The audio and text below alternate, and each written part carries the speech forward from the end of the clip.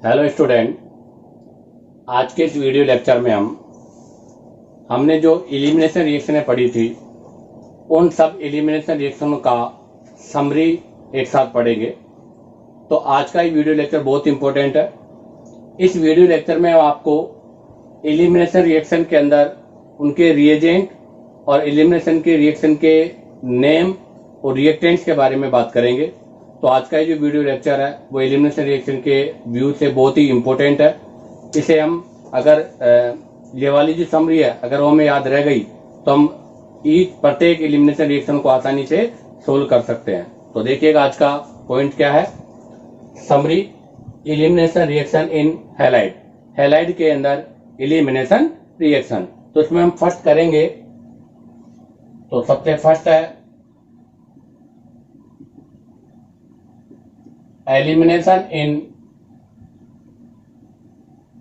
मोनोहैलाइड।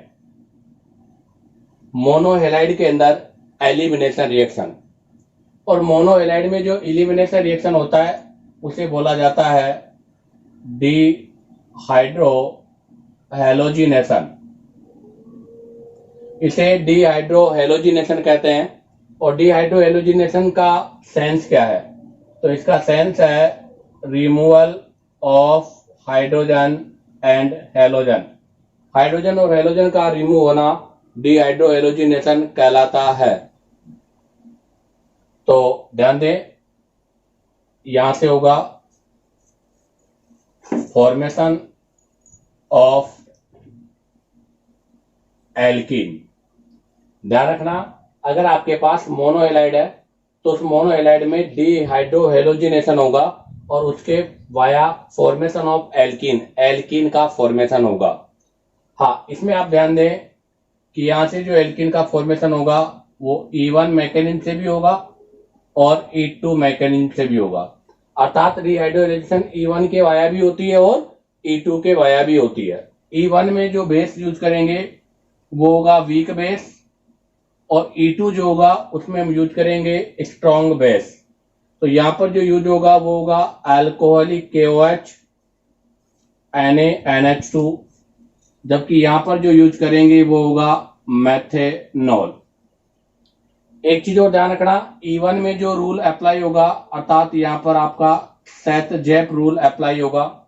अर्थात जो भी प्रोडक्ट बनेगा वो सेट-जेप रूल के अकॉर्डिंग बनेगा, और यहां आपका जो प्रोडक्ट बनेगा वो भी सेट-जेप रूल के अकॉर्डिंग होगा, बट बल्की बेस की प्रेजेंस में।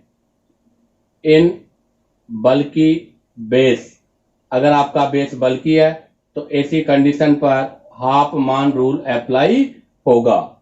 तो ध्यान दें, पहला हमने जो पढ़ा है वो है एलिमिनेशन इन मोनोहैलाइड, जिसको डिहाइड्रोहैलोजिनेशन हम बोलते हैं, जिससे एल्कीन का फॉर्मेशन होगा। इसके दोनों मैकेनिज्म में E1 और E2 से होगा। E1 में वीक बेस होगा, E2 में स्ट्रॉन्ग बेस होगा। यहाँ केवल सेट-जेप अर्थात मोर सब्स्टिट्यूटेड एल्कीन का फॉर्मेशन होगा, जबकि यहाँ पर मोर सब्स्टिट्यूटेड एल्कीन सेट-जेप के अकॉर्डिंग, और अगर बल्की बेस होगा तो वहां पर लेस सब्स्टिट्यूटेड एल्कीन अर्थात हाफ मान रूल का फॉलो होगा। अब हम बात करेंगे सेकंड, एलिमिनेशन इन डाइहैलाइड।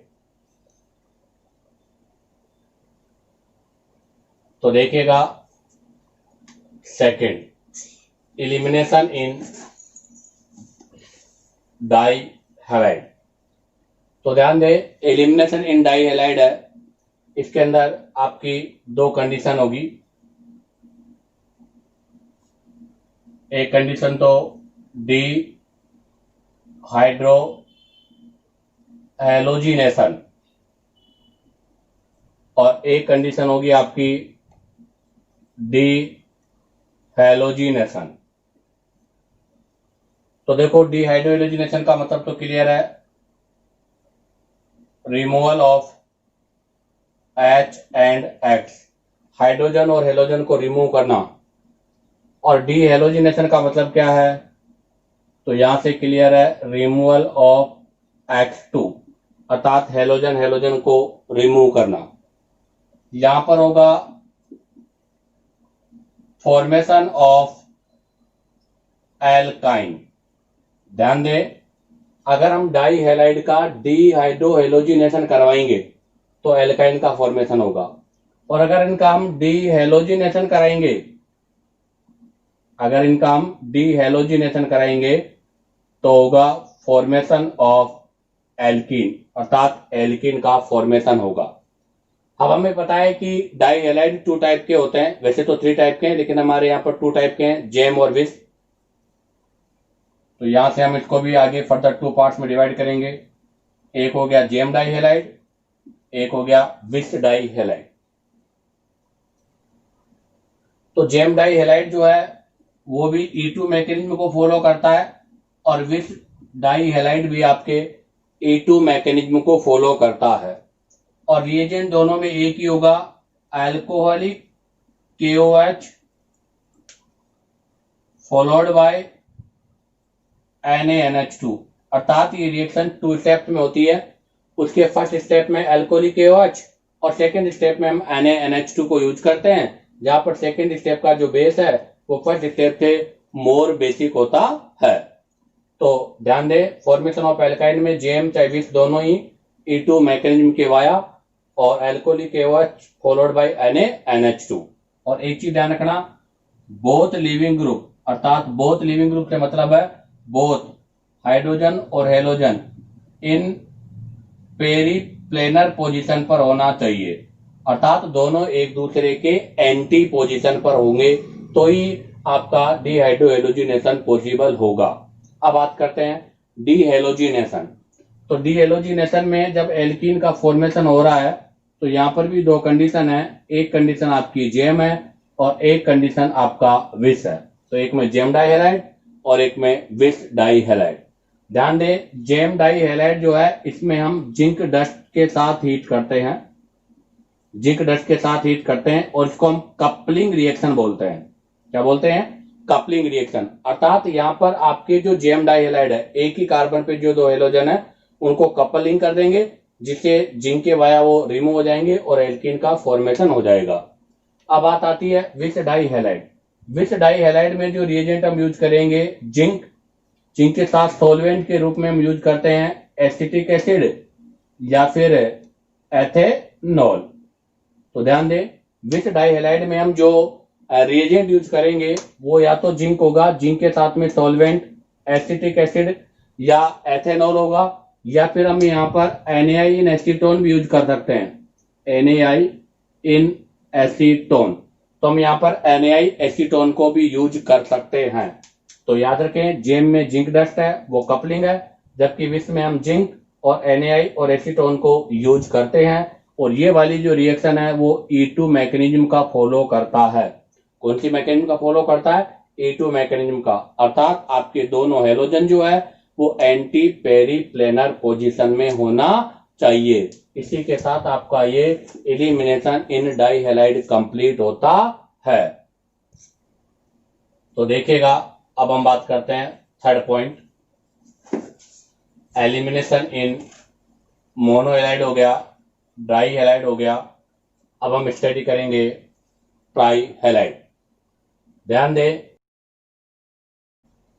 एल्कीन का formation only mono di halide से होता है, जबकि एल्काइन का फॉर्मेशन डाई, ट्राई और टेट्रा से होता है। तो हम बात करते हैं ट्राई हैलाइड। ट्राई हैलाइड में जो है ये होगा फॉर्मेशन ऑफ एल्काइन, अर्थात एल्काइन का फॉर्मेशन, और ये एक कपलिंग रिएक्शन होगा। ध्यान दें, अर्थात यहां भी आपके कपलिंग होगी, तीनों ट्राई हैलाइड एक साथ और रिमूव होकर ट्रिपल बॉन्ड का फॉर्मेशन करेंगे, जहां पर रिएजेंट हम Ag पाउडर यूज करते हैं।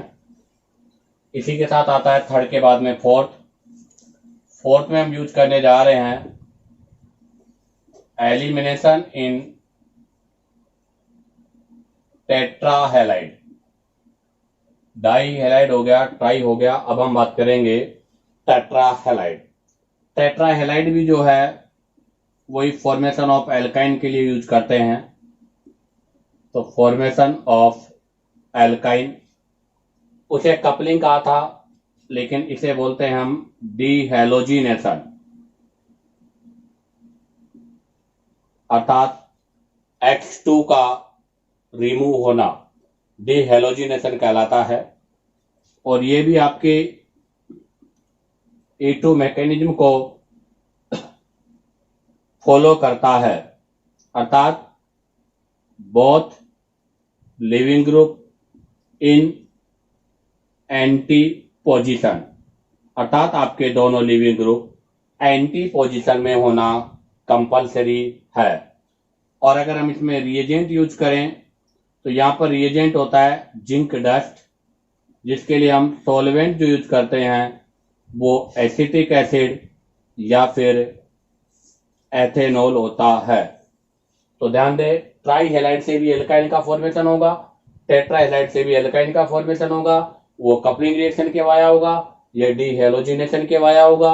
यहाँ पर एजी पाउडर को यूज करेंगे और यहाँ पर हम जिंक डस्ट के साथ में एसिटिक एसिड सॉल्वेंट के रूप में या फिर एथेनॉल को यूज करते हैं। तो इसी के साथ आपका ये एलिमिनेशन रिएक्शन इन हैलाइड का समराइज पार्ट कंप्लीट होता है। तो आपका ये जो वीडियो है बहुत इंपॉर्टेंट वीडियो है। अगर मैंने इसको जो शॉर्ट आपको समझाया, अगर आपको ये याद है, ये लर्न हो गया, तो आपको एलिमिनेशन में कहीं भी प्रॉब्लम नहीं होगी। एक छोटी सी बात और मैं बता दूं आपको शॉर्ट में कि हमें एक मोनो हैलाइड है, एक हमने पढ़ा डाई, एक हमने पढ़ा ट्राई और एक हमने स्टडी किया टेट्रा। ध्यान दें, मोनो से ओनली फॉर एल्किन का फॉर्मेशन होगा, डाई से एल्किन प्लस एल्काइन दोनों का फॉर्मेशन होगा, जबकि ट्राई और टेट्रा से ओनली फॉर एल्काइन का फॉर्मेशन होगा। इसी के साथ आपका ये पॉइंट कंप्लीट होता है।